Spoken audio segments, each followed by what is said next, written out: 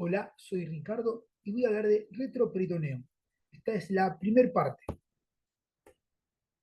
Estos puntos hacen referencia a lo que se va a tratar a continuación. Bien, tenemos dos esquemas, un corte transversal y un corte sagital. Ampliamos. El retroperitoneo es un espacio ubicado por detrás de la cavidad peritoneal.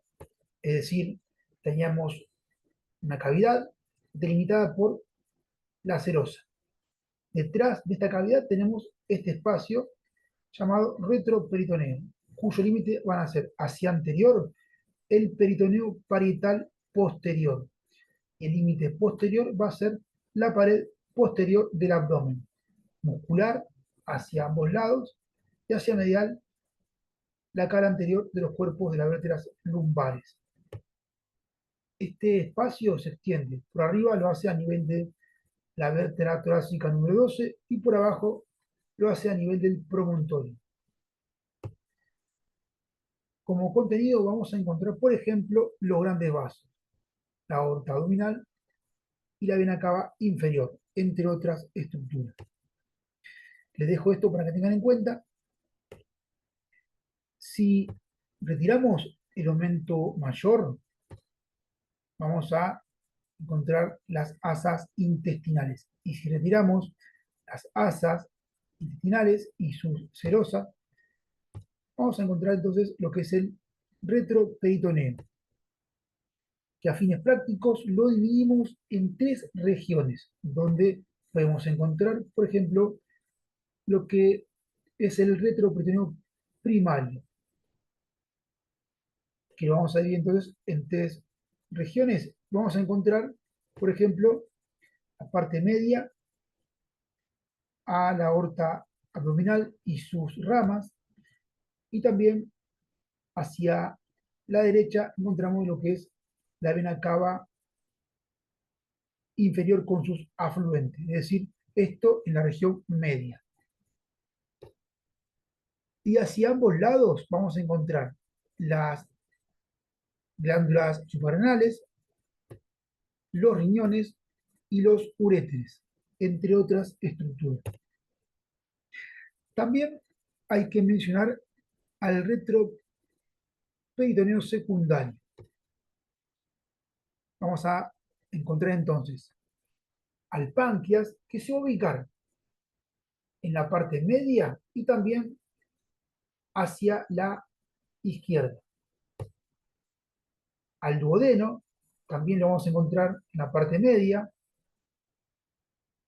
y más también hacia la derecha, sobre todo su porción descendente, es decir, la segunda porción.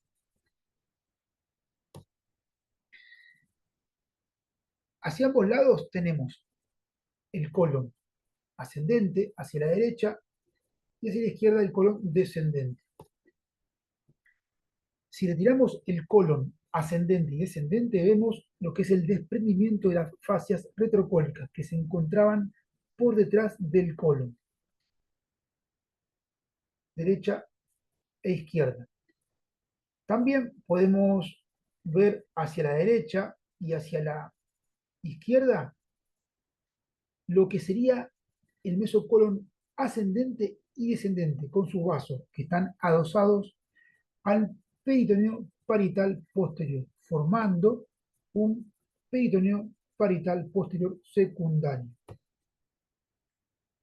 Este tejido fibroso, las fascias, formada por el adosamiento de las serosas, se pueden separar durante una cirugía, que es lo que se conoce como decolar el colon.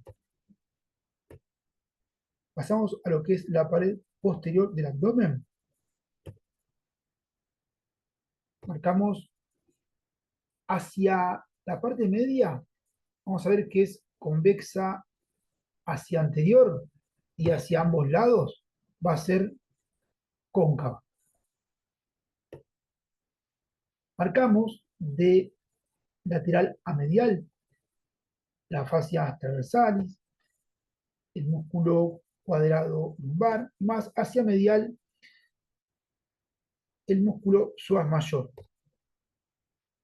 vamos a encontrar también a los pilares del diafragma, derecho e izquierdo, y entre ellos lo que es el origen de la aorta abdominal. También marcamos, vamos a encontrar a ese nivel cerca de lo que es hacia medial respecto al pilar derecho del diafragma, la cisterna del kilo, que no está, pero sí su continuación, que va a ser el conducto torácico, es un vaso linfático. Marcamos también el nervio subcostal, que es el último nervio intercostal, el número 12, que no está entre las costillas. Este nervio y también dos ramos del plexo lumbar se van a relacionar con la cara posterior de los riñones, es decir, el nervio subcostal y estos dos ramos del plexo lumbar, el hilo hipogástrico y el hilo inguinal, se van a relacionar entonces con la cara posterior de los riñones. Por arriba el nervio intercostal y por debajo los ramos del plexo lumbar, hilo hipogástrico e hilo inguinal, más hacia inferior. Pasamos a la aorta abdominal, el origen a nivel del hiato aórtico, vamos por el diafragma, y sus ramos terminales a nivel de lo que es el disco integral que separa el E4 y el E5, tenemos la bifurcación en las arterias ilíacas comunes, derecha e izquierda. En cuanto a los ramos parietales, tenemos las arterias frénicas o diafragmáticas inferiores, lumbares y la sacra media. Rama visceral, hacia anterior tenemos el tronco celíaco. Recordad que daba origen a tres importantes arterias que eran la gástrica izquierda y la esplénica, que se dirigían hacia la izquierda, y la tercera que se dirigía hacia la derecha, que era la arteria hepática común. También marcamos más hacia inferior lo que es la arteria mesentérica superior y más por debajo tenemos a la arteria mesentérica inferior.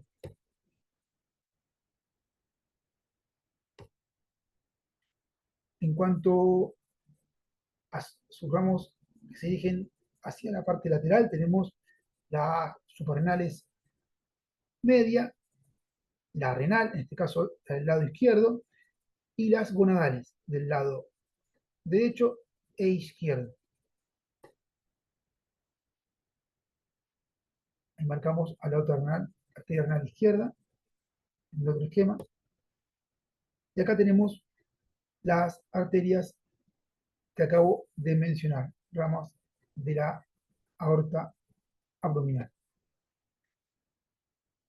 La arteria neural segmentaria anterior mayor irriga la intumescencia lumbosacra, con la cual la oclusión de esta arteria puede producir parálisis o infarto de los segmentos más caudales, que son los que dan origen al plexo lumbosacro. La relación de la aorta abdominal hacia anterior tenemos el cuerpo del páncreas y por debajo su continuación en forma de C, que es el proceso fusiforme del páncreas. Y por debajo de este lo que sería la porción horizontal del duodeno.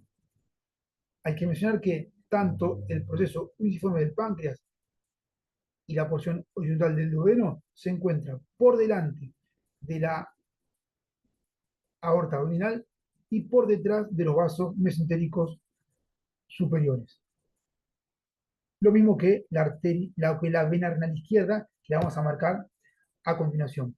Marcamos la vena cava inferior del lado hacia la derecha con respecto a la aorta abdominal. Y como le decía, la vena renal izquierda se dirige de derecha a izquierda, pasando por delante de la aorta abdominal y por detrás de la arteria mesentérica superior. Marcamos en el otro esquema la vena renal izquierda. Ahora, la vena esplénica va a pasar también por delante de la aorta abdominal, pero lo va a hacer luego por arriba de la mesentérica superior. Esta vena esplénica, es decir, esta la vena esplénica, también esta porción la pueden encontrar como tronco esplenomesorraico, es decir, por la confluencia de la vena mesentérica inferior y la vena esplénica. O bien todo, es decir, todo junto sería la vena esplénica. ¿Bien? Si quiero recordar, también lo pueden encontrar como el nombre del tronco común esplenomesorraico. Entonces, vamos a marcar una figura geométrica cuadrilátera formada por estos vasos venosos. Límite, por arriba tenemos lo que es entonces la vena esplénica o el tronco común. Por debajo la vena renal izquierda que pasa por delante de la aorta abdominal y por detrás de la arteria mesentérica superior. Hacia la izquierda la vena mesentérica inferior y hacia la derecha la vena mesentérica superior. Tener en cuenta que la vena mesentérica superior, junto con la confluencia de la vena esplénica o el tronco común, forman lo que va a ser luego la vena porta hepática, que se dirige al hígado.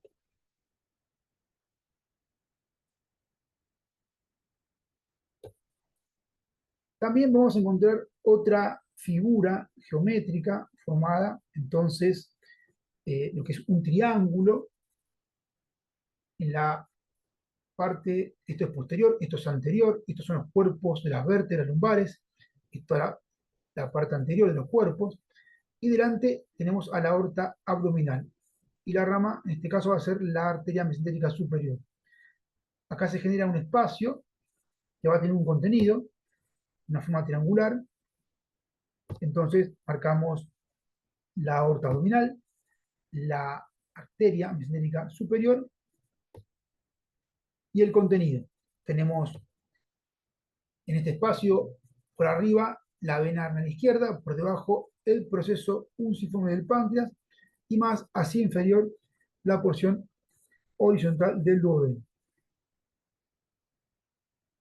o la transición entre la tercera y la cuarta. Bien, pasamos a lo que es la relación de la aorta abdominal y sus ramas con el sistema nervioso autónomo, en particular con el plexo celíaco, que es una formación impar delante de la aorta abdominal.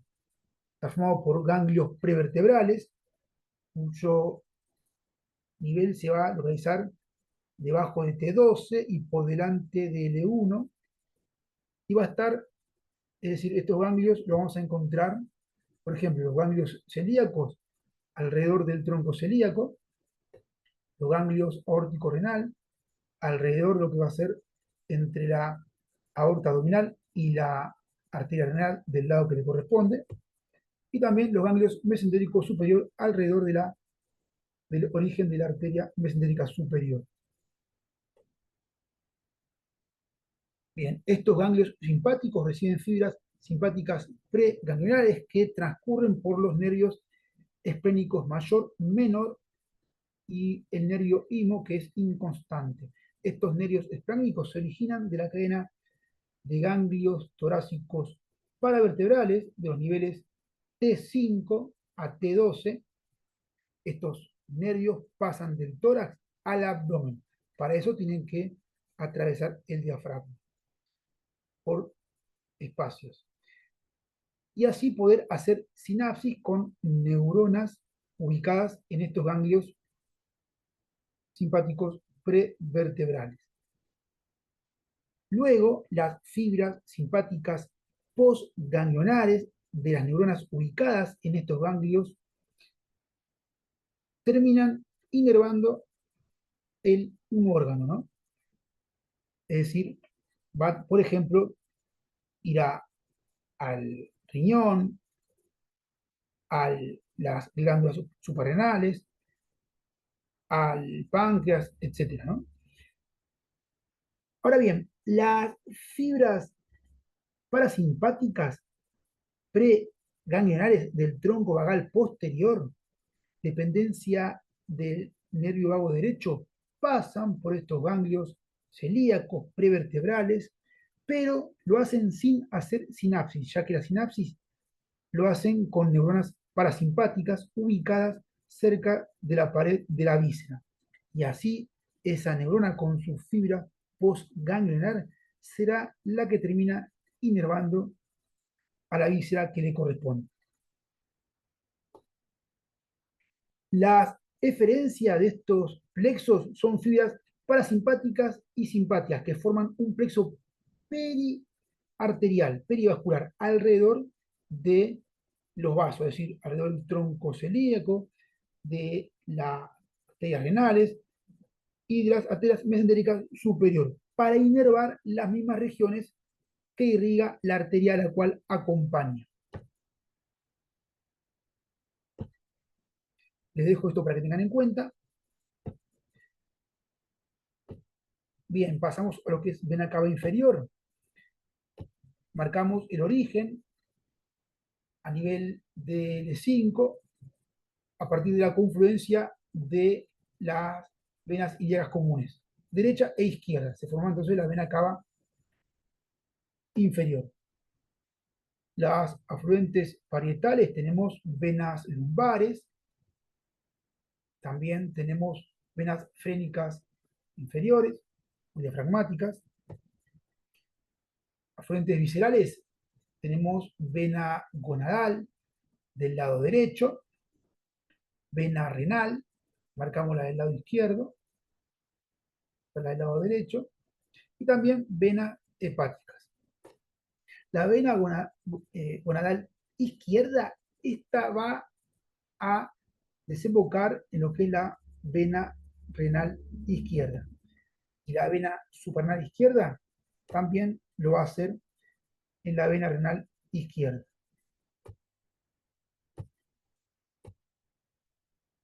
Bien, las venas lumbares, vamos a ver que hay venas que traen sangre venosa, por ejemplo, de la médula espinal, que pasan luego por los forámenes intervertebrales, y esta sangre venosa puede terminar entonces mediante venas lumbares, lo que son la vena cava inferior, o bien ascender por venas lumbares ascendentes. Estas venas lumbares ascendentes finalmente van a comunicar con el sistema de las venas ácido. Esta vena, por ejemplo, la vena ácido, recordar que termina desembocando en la cara posterior de la vena cava superior, la cual finalmente termina en la aurícula derecha. Esto, por ejemplo, lleva una obstrucción a nivel inferior, por ejemplo, en el sistema de lo que es la vena porta, hepática, a nivel de la vena cava inferior.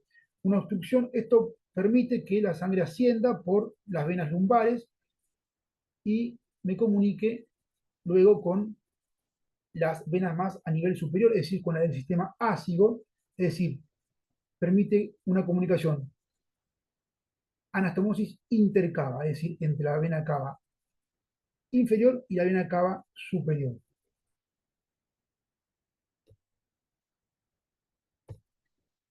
En cuanto al drenaje linfático de las vísceras del abdomen, tienen una dirección ascendente.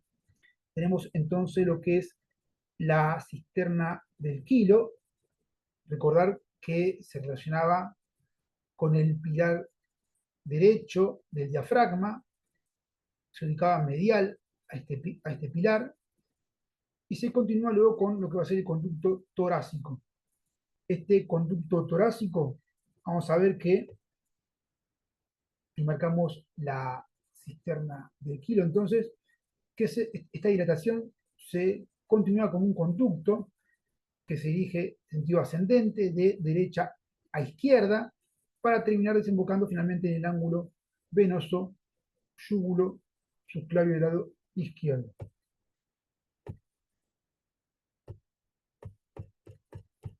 Bueno, esta es la bibliografía. Ahora sí, esto es todo. Chau, hasta luego.